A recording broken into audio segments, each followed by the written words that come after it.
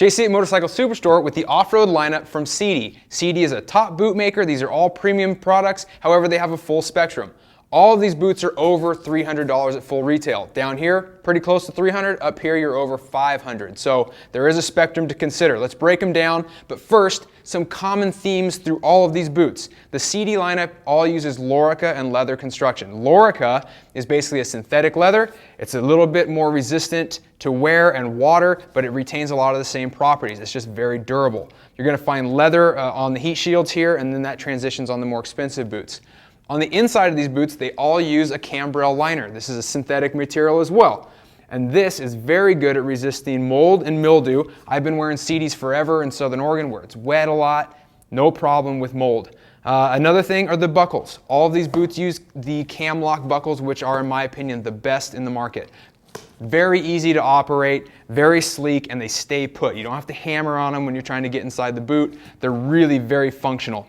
Another thing is that the sole on all of these boots is a composite sole. Now, there's a couple different styles. However, the key thing to remember is they don't use a steel shank. They're very rigid, like all off-road soles should be. However, you're not having to worry about that steel shank becoming compromised, rusting, and then eventually deteriorating to the point where it can break. So degradation is not an issue with the composite sole. Also, they're non-booty designs. That's one of the primary differences on boot interiors, booty or non-booty. These do not have any extra material in them, so they're very slender. That allows them to be very thin, and it gives the rider a lot of feel from the boot. All right, let's break these things down. The Trial Zero is the most minimalist boot. It's meant for trials riding. You can see it's got a very different type of sole, lug pattern here on the bottom. Again, stiff enough for you to be able to take big hits, but it is more flexible than the rest of the boots. Also, it uses a 3-buckle system. You can see there's just not a lot going on. It's very slim. It allows a lot of mobility. Great for ATVs and also dual sport riding as well. Then you have the Agueda boot. Now this is basically the entry level into the full-size off-road. Taller, full length, lots of protection on the front of the shin plate and also a spine on the back of the boot. Full 4 buckles here. And what you get is a replaceable sole. Has to be done by a cobbler, but you can actually get this sole replaced if needed. The hinge system, or the lack of a hinge system, is what separates this from the upper levels. This is a pretty standard boot. It does not use a hinge system here on the ankle, so it takes a little bit more time to break in when you got a fresh set. Next up is the Charger.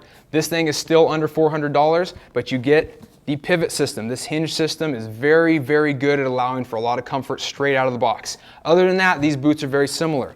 Same amount of protection on the front and rear. The buckles are all the same. Again, a replaceable sole, but it is this traditional sole that has to be sewn on by a cobbler. I like the steel tips on these boots. They actually do a good job of staying in place. They're held in with screws, not pins. So a lot of times they will resist coming out where others would typically get popped out of place.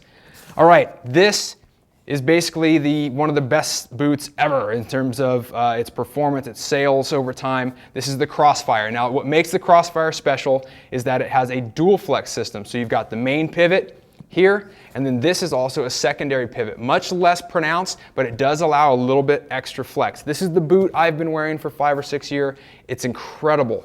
Now you can see the leather has been traded out for a rubber material. This has a lot of grip against the frame of the motorcycle.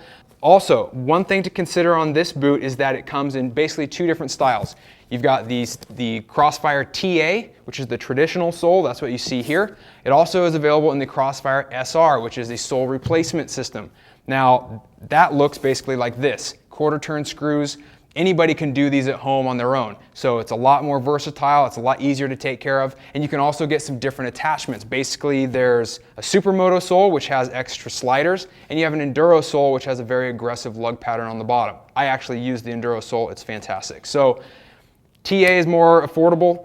You're looking at the SR, which pushes it up over $500. Now this is the newest and the baddest, the Crossfire 2. It takes this boot, pumps it up, makes some improvements to it. As you can see, the SRS sole, so it's very easy to maintain. You've got the same buckle system, however, but a redesigned styling here on the front, a little more aerodynamic. You've also got, one of the major differences is a vent system. So vents here in the back, vents down here on the ankle, and also you can see that there's vents high up here. The Crossfire doesn't let out a lot of heat, however, it's very good against moisture. This is obviously going to be the reverse.